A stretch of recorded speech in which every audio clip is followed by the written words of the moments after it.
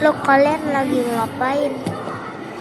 Oh Rido, aku lagi makan doang bareng semuanya.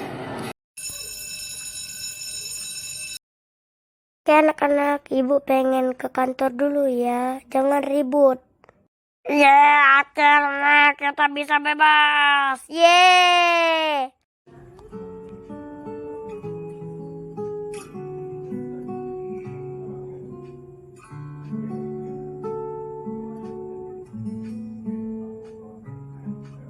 Guru datang. Waduh, aduh, aduh. Aido Uni adalah profesor kecil. Dia selalu membuat alat-alat yang berguna. Rido Uni tak pernah menyerah. Ide-idenya yang gagal, bangkit itu bisa. Ayo kuat-kuat.